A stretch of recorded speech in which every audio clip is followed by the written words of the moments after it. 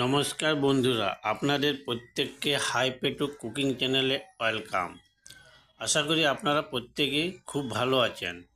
আজকে আমার রেসিপি ঘিমা শাকের চচ্চড়ি বা গিমা, কেউ ঘিমা বলি, আমরা কেউ গিমা শাকও বলি। তো এই ঘিমা শাকের চচ্চড়ি, তো চলুন দেখে নিই কীভাবে এই ঘিমা শাক রান্না করলে সেটা খেতে অত্যন্ত সুস্বাদু হবে এবং টেস্টি হবে। সে নিয়ে আজ আমার পুরো ভিডিও, তাই বলবো পুরো ভিডিওটা দেখতে থাকুন, কোনো অংশ স্কিপ করবেন না। এই ভিডিওতে জানিয়ে দেওয়া হবে বিভিন্ন টিপস অ্যান্ড ট্রিক্স। আর এই চ্যানেলে নতুন হয়ে থাকলে চ্যানেলটিকে সাবস্ক্রাইব করার অনুরোধ রইল এবং পাশে থাকা বেল আইকনটিও প্রেস করবেন।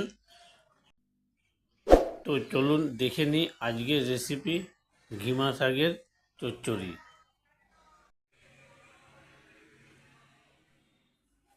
তো দেখুন, এর জন্য আমি বাজার থেকে 2 আঁটি একেবারে টাটকা সতেজ ঘিমা শাক নিয়ে এসেছি। দেখুন কত সুন্দর দেখতে এবং একেবারে টাটকা সতেজ। তো আপনারা বাজার থেকে এইরকমই ঘিমা শাক নিয়ে আসবেন টাটকা। বাসি যদি ঘিমা শাক হয় তাহলে কিন্তু সেই রেসিপি খুব একটা ভালো হবে না। তো আমি এই আঁটিগুলো যে খড় দিয়ে বাঁধা ছিল সেটা খুলে নিচ্ছি। দেখুন কতগুলো শাক হয়েছে। এখানে পুরো শাক কিন্তু খাওয়া যায় না, শুধু পাতাগুলোই খেতে হয়। আর ফুলগুলো এখানে ফেলে দিতে হবে, না হলে কিন্তু আরও বেশি তেতো হবে। আর ঘিমা শাক কিন্তু প্রচণ্ড তেতো হয়। এর প্রচুর ঔষধি গুণ আছে। যাদের পেটের সমস্যা আছে, কোষ্ঠকাঠিন্যের সমস্যা আছে, তারা অবশ্যই এই ঘিমা শাকের রেসিপি রান্না করে খাবেন। তো প্রথমে আমি এই শাকগুলোকে খুব ভালোভাবে জল দিয়ে ধুয়ে নেব, কারণ এই শাকগুলোর মধ্যে প্রচুর পরিমাণে ময়লা লেগে থাকে। তাই আপনারাও বাড়িতে প্রথমে যখন এই শাক আনবেন খুব ভালোভাবে শাকগুলোকে ধুয়ে নেবেন। দেখুন শাকগুলোতে কত বেশি ময়লা বের হচ্ছে। তো শাকগুলোকে এইভাবে প্রচুর পরিমাণে জল দিয়ে, হাত দিয়ে খুব ভালোভাবে এগুলোকে ধুয়ে নেবেন। আমি এক আঁটি ধুয়ে নিলাম, এরপর আমি নেক্সট দ্বিতীয় আঁটিও খুব ভালোভাবে ধুয়ে নেব।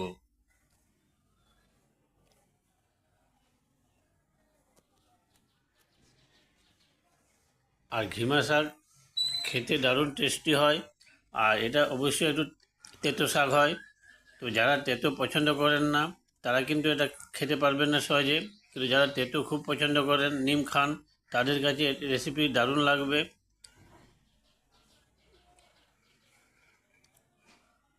হ্যাঁ দেখুন, আমি এইভাবে ঘিমা শাকগুলোকে খুব ভালোভাবে প্রথমে জল দিয়ে ধুয়ে নেব।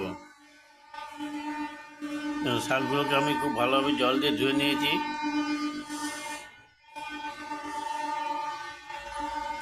এরপরে শাকগুলোকে খুব ভালোভাবে বেছে নেব, শুধু পাতাগুলো এখানে নিতে হবে। আর যে ডাঁটি অংশ আছে লতের মতো, সেটা কিন্তু ফেলে দিতে হবে। তবে পাতাগুলোকে এক এক করে ছাড়িয়ে নিচ্ছি। আর ঘিমা শাকের পাতা ছাড়াতে গেলে আপনার ধৈর্যের প্রয়োজন হবে, কারণ খুব আস্তে আস্তে পাতাগুলোকে ছাড়াতে হবে। পাতাগুলো খুবই ছোট।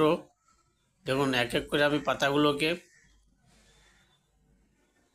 ঘিমা শাকের গাছ থেকে ছাড়িয়ে নিচ্ছি।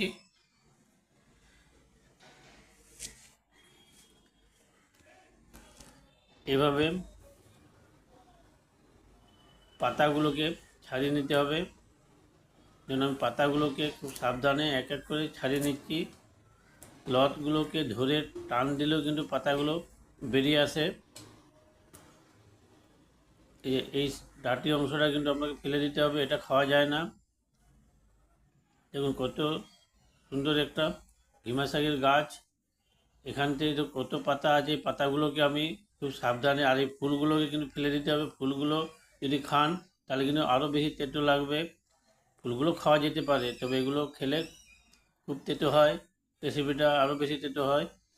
তাই ফুলগুলোকে আমরা ফেলেই দেবো, শুধু পাতাগুলোকে গাছ থেকে বের করে নেব। তো এইভাবে পাতাগুলোকে আমি বের করে নিচ্ছি।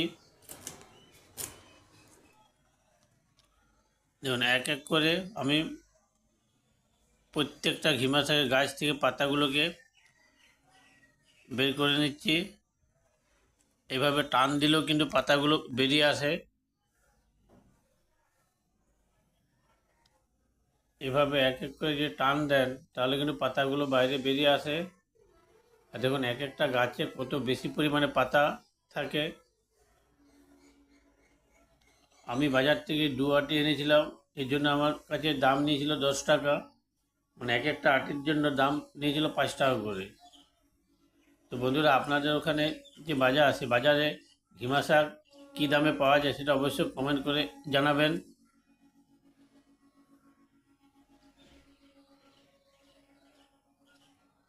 দেখুন আমি এক এক করে ঘিমা শাকের পাতাগুলোকে গাছ থেকে তুলে নিচ্ছি।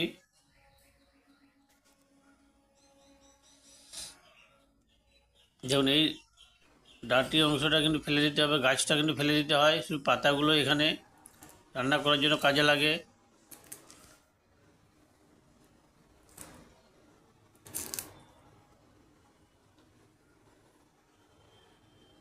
তো খুব ধৈর্য সহকারে এই পাতাগুলোকে বেছে নিতে হয়। এই পাতাগুলো বাছার কাজ যদি একবার হয়ে যায় তাহলে রান্না করা খুবই ইজি এবং খুব সহজ এবং খুব কম সময়ে এটা রান্না করা যায়। শুধুমাত্র পাতাগুলোকে গাছ থেকে বের করায় একটু সময় লেগে যায়।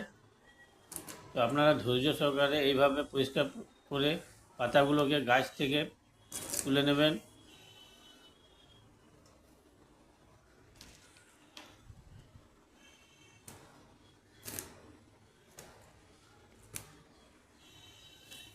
দেখুন আমি এক এক করে গাছের পাতাগুলোকে গাছ থেকে বের করে নিচ্ছি।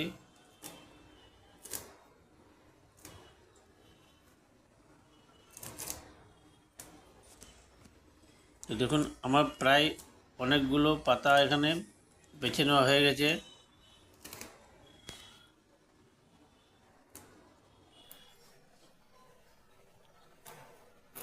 এভাবে যদি আমরা গাছকে টান দিই তাহলে কিন্তু পাতাগুলো বেরিয়ে আসে। দেখুন কি সুন্দরভাবে পাতাগুলো টান দিলেই বেরিয়ে আসছে।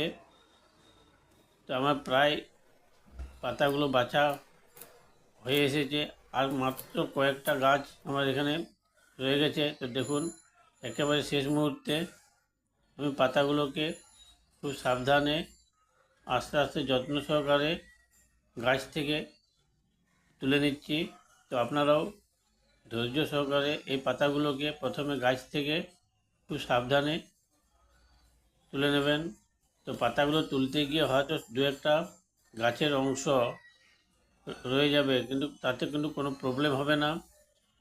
তো দেখুন আমি সমস্ত পাতাগুলোকে গাছ থেকে বের করে নিয়েছি। এই অবশিষ্ট অংশগুলোর মধ্যে বেশ কিছু পাতা এখনও রয়ে গেছে। তো আপনারা যদি খুব ধৈর্য সহকারে পাতাগুলো তুলতে পারেন তাহলে আরও বেশি কিন্তু পাতা পাওয়া যাবে।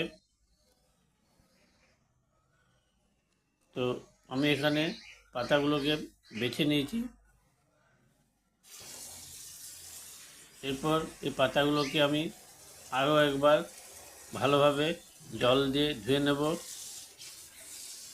আমি প্রথমে একবার এগুলোকে জল দিয়ে ধুয়েছি, তো আবার একবার এগুলোকে পাতাগুলোকে খুব ভালোভাবে জল দিয়ে ধুয়ে নেব।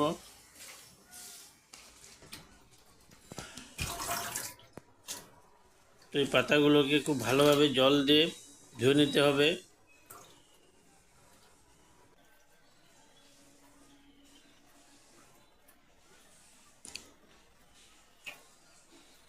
তো বন্ধুরা, যে কোনো শাক যখন বাজার থেকে নিয়ে আসবেন সেগুলোকে অবশ্যই ভালোভাবে ধুবেন, কারণ এই শাকের মধ্যে প্রচুর বালি থাকে আর বিভিন্ন রকমের পোকামাকড়ের লার্ভা থাকতে পারে। তাই শাক বাজার থেকে নিয়ে এসে অবশ্যই খুব ভালোভাবে এগুলোকে ধুবেন। যেমন আমি এখানে আবারও একবার এই শাকগুলোকে খুব ভালোভাবে ধুয়ে নিচ্ছি।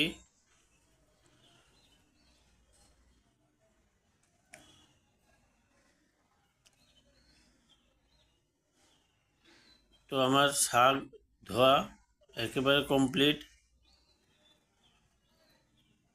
দেখুন শাকগুলো কি সুন্দর টাটকা এবং সতেজ। তো এরপর আমি দেখুন এই শাকগুলোকে অল্প একটু টুকরো করে কেটে নিয়েছি, আর এখানে আলুকে এভাবে ছোটো ছোটো টুকরো করে কেটে নিয়েছি, আর এখানে সর্ষে গুলে রেখেছি, সর্ষে বেটে এগুলোকে গুলে রেখেছি, আর নিয়েছি পেঁয়াজ কুচি, আর নিয়েছি দুটো মিডিয়াম সাইজের কাঁচা লঙ্কা চিড়ে রেখেছি। এই উপকরণগুলো দিয়ে আমার আজকের পুরো রেসিপিটা রান্না হবে। এর জন্য আমি প্রথমে গ্যাস ওভেন একটা চুলো জ্বেলে নিচ্ছি, তাতে একটি কড়াই আমি চাপিয়ে নিলাম।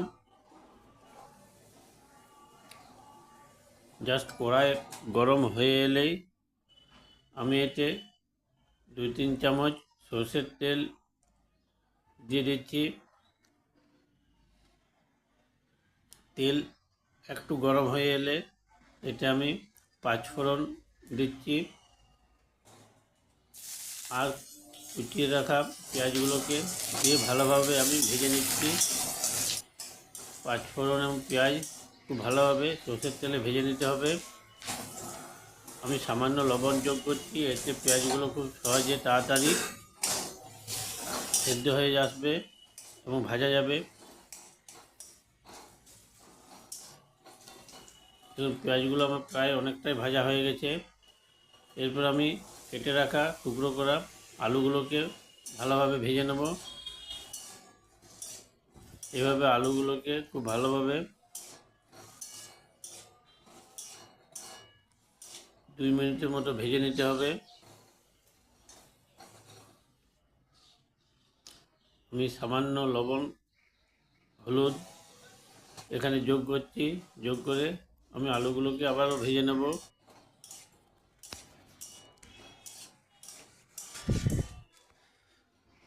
যেমন আলুগুলো সেদ্ধ হতে একটু সময় লাগবে, সেই জন্য আমি ঢাকনা 2 মিনিটের মতো বন্ধ করে রেখে দিচ্ছি।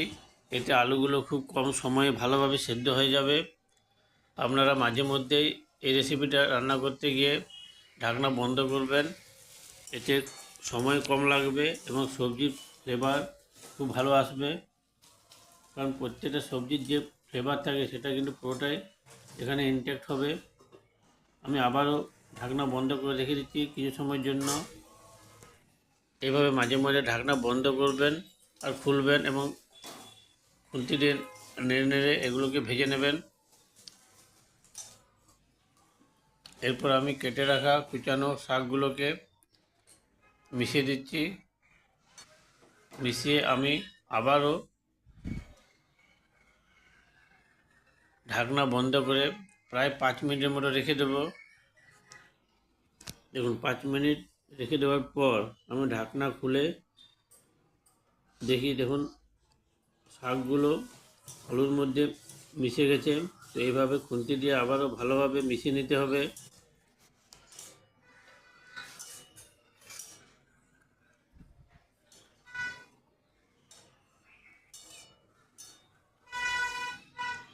এরপর আমি আবারও 2 মিনিটের মতো ঢাকনা বন্ধ করে রেখে দেব। দেখুন শাক এবং আলু আমার প্রায় অনেকটাই সেদ্ধ হয়ে এসেছে। এখন আপনি খুন্তি দিয়ে ক্রমাগত এইভাবে নাড়তে থাকবেন।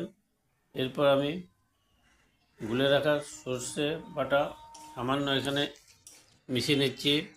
মিশিয়ে ভালোভাবে এটাকে মেখে নিতে হবে।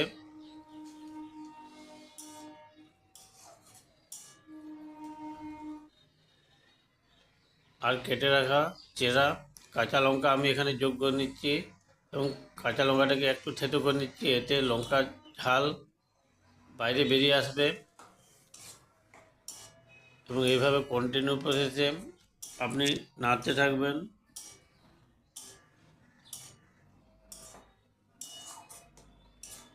দেখুন সবজির কালার কি সুন্দর এসেছে এখানে।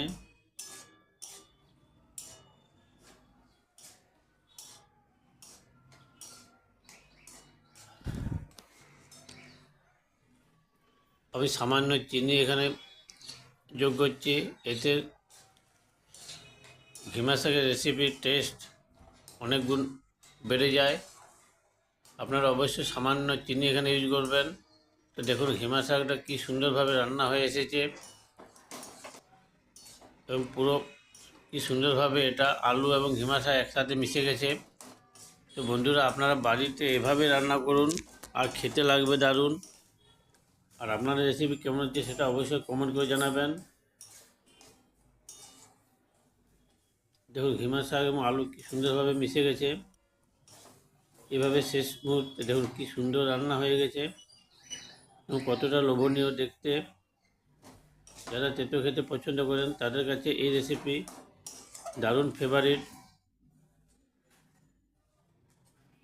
তো এরপর আমি এই ঘিমা শাক একটা বাটির মধ্যে ঢেলে নিচ্ছি।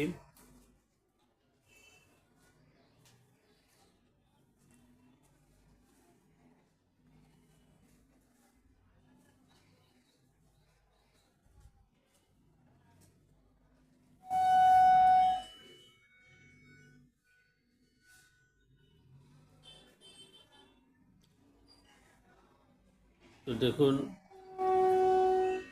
আমার ঘিমা শাকের রেসিপি একেবারে কমপ্লিট। তো বন্ধুরা আপনারাও এইভাবে বাড়িতে ঘিমা শাক রান্না করুন আর কেমন হচ্ছে সেটা অবশ্যই কমেন্ট করে জানাবেন। আর এই চ্যানেলে নতুন হয়ে থাকলে চ্যানেলটিকে সাবস্ক্রাইব করে অনুরোধ রইল। আর পাশে থাকা বেল আইকনটি অবশ্যই প্রেস করবেন, এতে যখনই কোনো রেসিপি দেওয়া হবে সবার প্রথম আপনার কাছে পৌঁছবে। প্রত্যেকে ভালো থাকুন, সুস্থ থাকুন, stay safe, stay healthy. Thank you.